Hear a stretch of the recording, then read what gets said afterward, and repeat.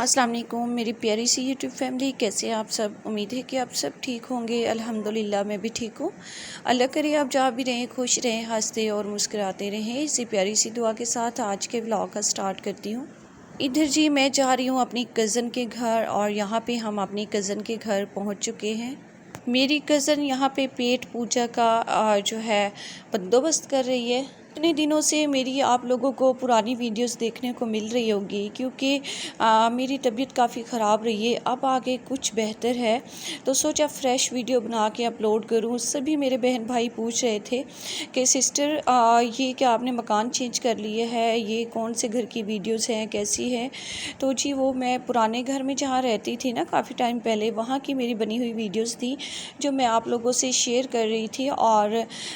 جو ہے ابھی طبیعت میری کافی خراب تھی، نئی ویڈیوز بنانے کو دل نہیں کر رہا تھا، ہمت نہیں ہو رہی تھی۔ آپ کو پتہ ہے جب طبیعت خراب ہو تو پھر کچھ بھی کرنے کو دل نہیں کرتا، جان ہے تو جہان ہے۔ تو بس وہ ویڈیو اپلوڈ کرتی رہی۔ آج سوچا آپ لوگوں کے لیے فریش ویڈیو بناؤں۔ تو یہاں پہ جی میں اپنی آئی ہوئی تھی کزن کے گھر، اور یہاں پہ جی میری کزن کرتی ہے کڑھائی کا کام۔ دیکھیے بہت ہی پیارے پیارے جو ہے نا کپڑے بناتی ہے، بہت ہی کام میں اس کے صفائی ہے۔ تو یہاں پہ جی میں آپ کو اس کے کپڑے دکھا رہی تھی بنے ہوئے۔ بہت ہی برے حالات ہیں اس بیچاری کے۔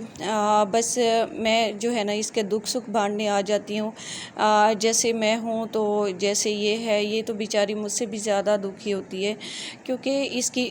فرسٹ گھر سے نا طلاق ہو چکی ہے۔ اس کا پہلا ہسبینڈ جو تھا نا نشائی تھا، اور مطلب کہ خرچہ نہیں دیتا تھا گھر میں، اور یہ بیچاری ٹیچنگ کرتی تھی، ایک پرائیویٹ میں اسکول میں پڑھاتی تھی، کڑھائیاں سلائیاں کرتی تھی اور گھر کا سرکل چلاتی تھی۔ 3 ماشاءاللہ اس کے بچے ہیں، 2 بیٹے اور 1 بیٹی۔ تو بس پھر بڑی مشکل سے اس کا گزارا ہوتا تھا، اور وہ جب سیلری لے کر آتی تھی، پرائیویٹ اسکولوں کی سیلری بہت زیادہ کم ہوتی ہے یہاں پہ جس سٹی میں ہم رہتے ہیں، تو بس وہ جیسے ہی لے کر آتی تھی، جہاں مرضی وہ چھپا کے رکھے، اس کا نشائی شوہر جو تھا وہ نکال کے لے جاتا تھا، اور بہت ہی بیچاری پریشان ہوا کرتی تھی۔ اس کے بعد بس اسے جو ہے نا سپریشن ہو گئی ان کی، اور اس نے پھر 4-5 سال ایسے ہی بڑی مشکل سے گزارے۔ مکان بھی رینٹ کا تھا اس کا بھی، اور بچوں کو پالنا بڑا ایک عورت کے لیے مشکل ہو جاتا ہے جب ایک اس کا کوئی سہارا نہ ہو۔ بس اکیلے اس بیچاری نے اسٹرگل کی، 3-4 سال اس نے ایسے ہی گزارے۔ اور جی جب تھک گئی نا، جب کام پہ پھر گھروں کے کام کرنے جایا کرتی تھی، کیونکہ ٹیچنگ میں اس کا گزارا نہیں ہوتا تھا،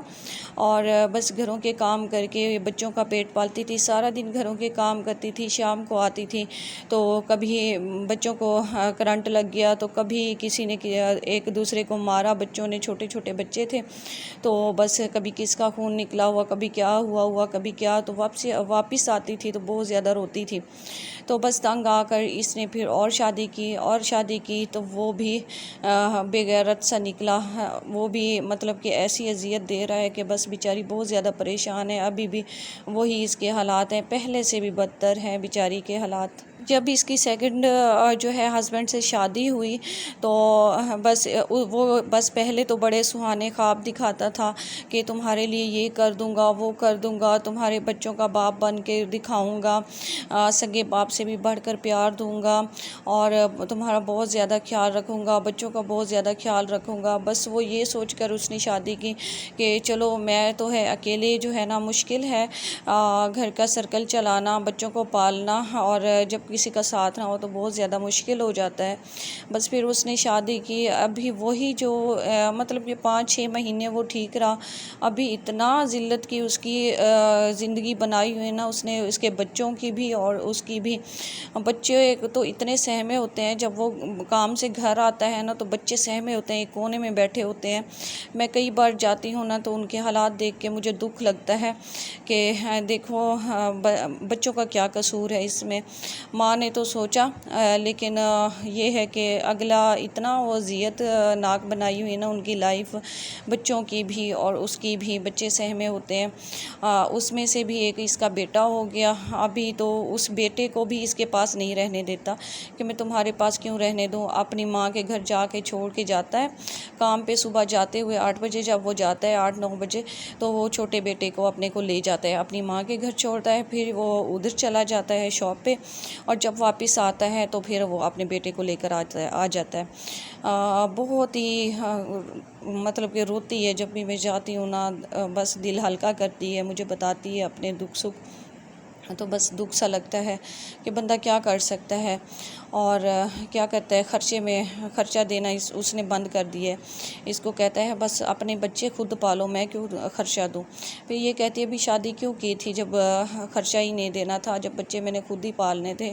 تو بس خرچے میں کمی دی ہوئی ہے اور خرچہ دیتا نہیں ہے، تو بیچاری خود ہی یہ سلائی وغیرہ کرتی ہے اور یہ جو ہے کڑھائی وغیرہ کرتی ہے، سارا دن بیچاری بیٹھتی ہے، اور 700-800 میں ایک جو سوٹ بنتا ہے 1000-1500 میں،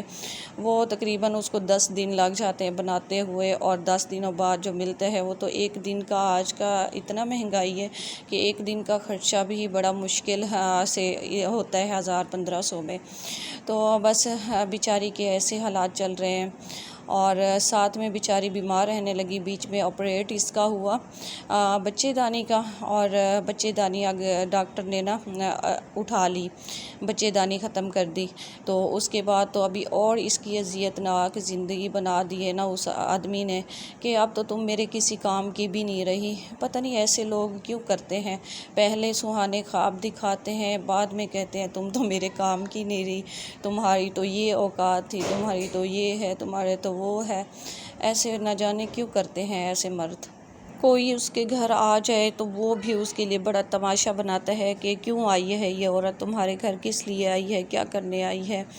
تو بڑا زندگی اس نے عذاب بنائی ہوئی ہے۔ میں گئی ہوئی تھی وہاں مارکیٹ کے ساتھ ہی جو ہے یہ میری کزن کا گھر ہے، میں بھی کبھی کبھار جاتی ہوں اس کے پاس